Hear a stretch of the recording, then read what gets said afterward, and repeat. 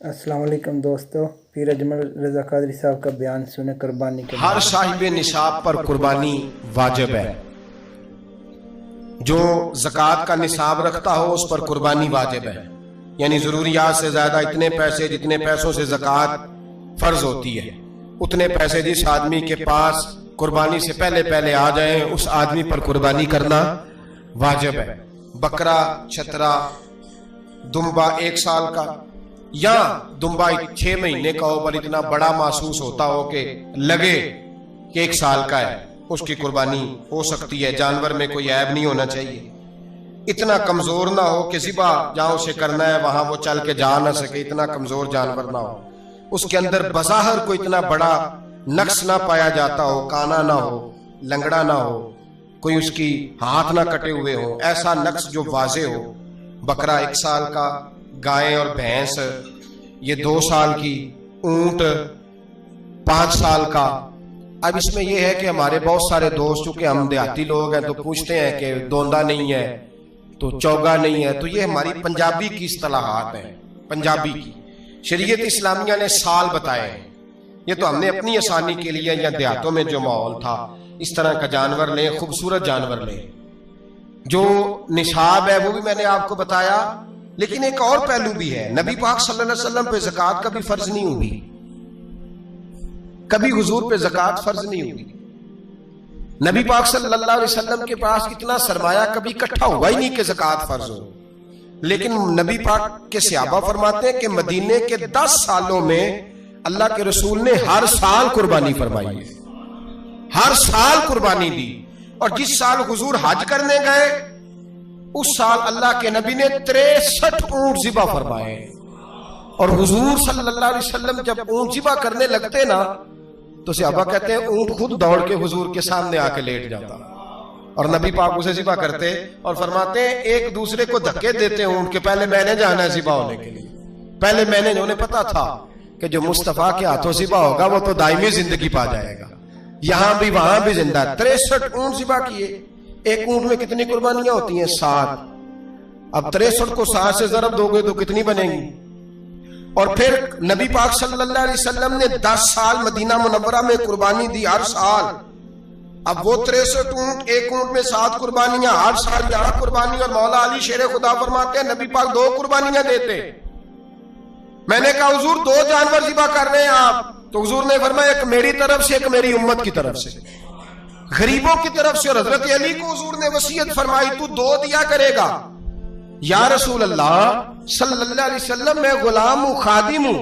हुजूर ने फरमाया अली एक तूने अपनी देनी है, एक मेरी तरफ से देनी है। 2 कुर्बानियां। मौला अली ने भी सारी जिंदगी 2 कुर्बानियां दी। हजरत अली भी माल के निसाब नहीं थे, अपना मकान ही नहीं था, कोई कारोबार नहीं था, कई दिन फाके रहते थे, पर कुर्बानियां कितनी देते थे?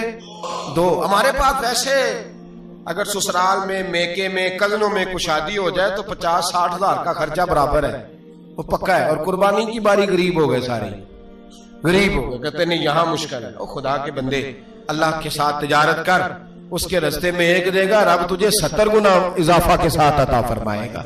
कुर्बानी माल के निसाब पे है।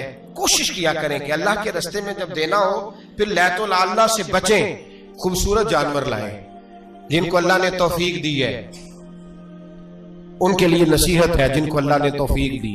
मैंने अपने हजरत साहब को देखा है, वो कहते थे कई जानवर अल्लाह ने बड़ा नवाजा है। कहते एक मेरा है, एक मेरे माँ का, एक मेरे बाप का है, एक मेरे फलां उस्ताद साहब का, एक मेरे पीर साहब का है। ये जानवर गौसे आदम जिलानी का नाम का दे रहा हूँ। और फिर एक बड़ा खूबसूरत जानवर बंधा होता और हजरत खुद उनको चारा डाल रहे होते। तो हुजूर ये क्या है? फरमाने लगे ये मैं रसूलुल्लाह के नाम पे कुर्बान करूंगा, ये नबी पाक के नाम पर कुर्बान किया जाएगा। जिनको अल्लाह ने हैसियत दी है वो कोशिश करें अपने महबूब की तरफ से भी कुर्बानी करें, नबी पाक के नाम की कुर्बानी दे। खूबसूरत सा जानवर, प्यारा, फिर उसकी खिदमत हो, फिर उसकी कुर्बानी दी जाए और नबी पाक के नाम पर कुर्बानी दी जाए। हुजूर ने खुद वसीयत फरमाई हजरत अबू बकर सिद्दीक को, कुर्बानी बड़ा हसीन अमल है। और मेरे नबी पाक सल्लल्लाहु अलैहि वसल्लम ने नाराजगी भी फरमाई। जरा खूगर हमद से थोड़ा सा गिला भी सुन ले।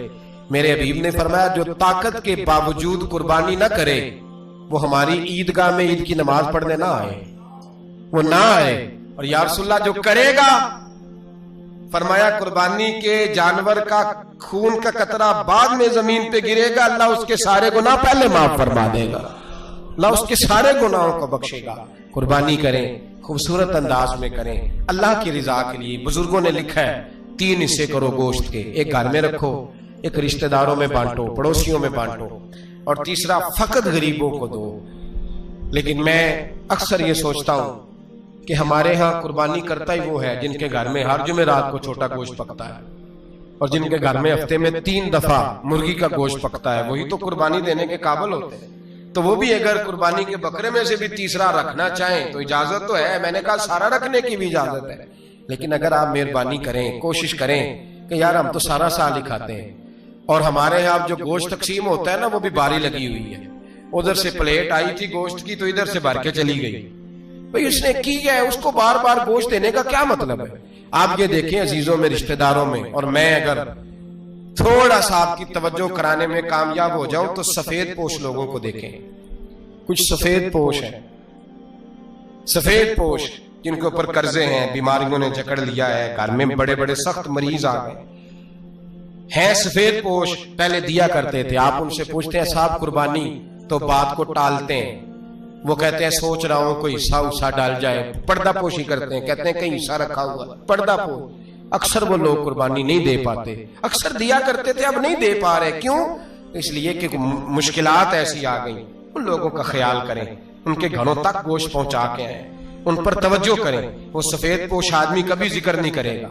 कुछ तो ऐसे हैं जो खुद पहुंच जाते हैं कि हमें गोश्त दिया जाए, लेकिन कुछ सफेद पोश हैं, ला यसअलून अन्नास इल्हाफा।